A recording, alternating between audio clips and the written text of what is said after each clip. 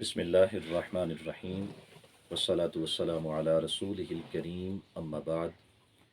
امام بخاری رحمہ اللہ صحیح بخاری کتاب الآذان میں حضرت ابو ہریرہ رضی اللہ تعالی عنہ سے روایت کرتے ہیں، سید عالم نور مجسم شفیع معظم صلی اللہ علیہ وآلہ وسلم نے ارشاد فرمایا، قیامت کے دن رب ذوالجلال 7 لوگوں کو اپنے عرش کا سایہ عطا فرمائے گا، اور قیامت کے دن سوائے رب ذوالجلال کے عرش کے سائے کے دوسرا کوئی سایہ نہیں ہوگا۔ قیامت کا دن سورج سروں کے انتہائی قریب ہوگا اور زمین تانبے کی ہو چکی ہوگی۔ لوگ اپنے اپنے اعمال کے مطابق اپنے پسینے میں شرابور ہوں گے، ڈوب چکے ہوں گے، لیکن 7 افراد ایسے ہیں کہ جنہیں خالق کائنات جل جلالہ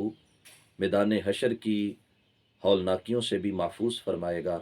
نہ ان کے سروں پہ سورج آگ برسا رہا ہوگا،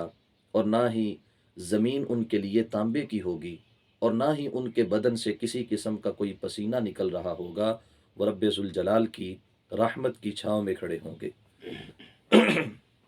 وہ 7 افراد وہ خوش نصیب کون ہیں؟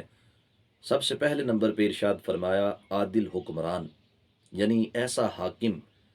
جو اپنے دور حکومت میں عدل و انصاف کرتا رہا، جس نے کبھی بھی طرفداری نہیں کی، جس نے کبھی بھی تعصب کا مظاہرہ نہیں کیا، جس نے ہمیشہ حق بات کے اوپر پہرا دیا، جس نے ہمیشہ دلائل کو سن کر جو انصاف بنتا ہے اس کا اعلان کیا، اسی کا فیصلہ دیا، تو کل قیامت کے دن رب ذوالجلال ایسے عادل حکمران کو اپنی خصوصی رحمت میں جگہ عطا فرمائے گا۔ دوسرے نمبر پہ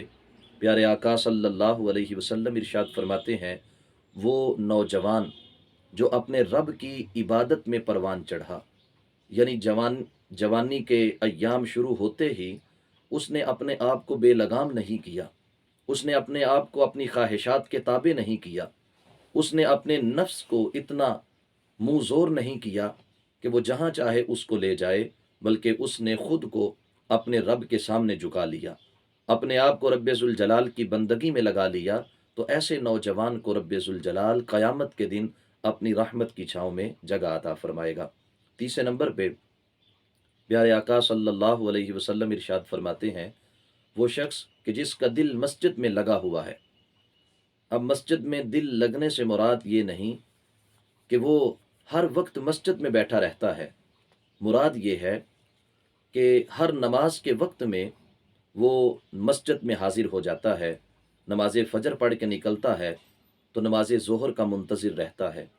نماز ظہر پڑھ کے جاتا ہے تو عصر کا انتظار کرتا ہے۔ اسی طرح دیگر نمازوں کے اوقات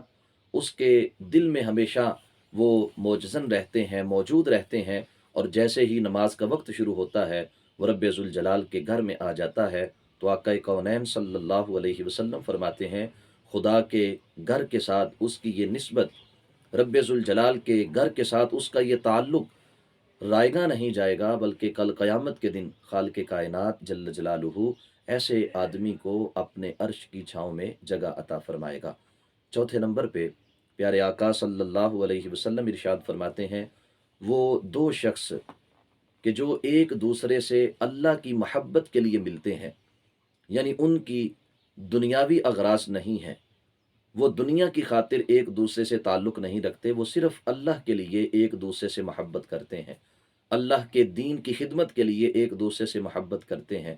دین اسلام کی نشر و اشاعت کے لیے وہ ایک دوسرے سے محبت رکھتے ہیں، تو ایسے 2 افراد کو بھی رب ذوالجلال قیامت کے دن اپنی رحمت کی چھاؤں میں جگہ عطا فرمائے گا۔ 5ویں نمبر پہ پیارے آقا صلی اللہ علیہ وسلم فرماتے ہیں، وہ شخص کہ جسے اعلیٰ خاندان کی عورت نے، جو مالدار بھی تھی اور صاحب جمال بھی تھی، یعنی خوبصورت تھی، ایسی عورت نے بدکاری کی دعوت دی۔ بدکاری کرنا آسان تھا، لیکن وہ شخص اللہ سے ڈرتا رہا، یعنی بظاہر کوئی دنیاوی معنی موجود نہیں تھا کہ جس کی وجہ سے وہ اس بدکاری سے بچتا، وہ صرف اور صرف رب ذوالجلال کی رضا کے لیے اپنے آپ کو بدکاری سے بچاتا ہے، تو کل قیامت کے دن رب ذوالجلال ایسے شخص کو بھی اپنی رحمت کی چھاؤں میں جگہ عطا فرمائے گا۔ چھٹے نمبر پہ پیارے آقا صلی اللہ علیہ وسلم ارشاد فرماتے ہیں، وہ آدمی کہ جو خفیہ طور پہ صدقہ کرتا ہے، چھپا کر صدقہ کرتا ہے، اپنے صدقات و خیرات کو علل اعلان لوگوں کے درمیان تقسیم نہیں کرتا تاکہ لوگوں کی عزتیں پامال نہ ہوں، بلکہ وہ اپنے صدقہ کو اس قدر خفیہ رکھتا ہے کہ اس کے بائیں ہاتھ کو بھی خبر نہیں ہوتی کہ اس کے دائیں ہاتھ نے اللہ کی راہ میں کیا صدقہ کیا ہے۔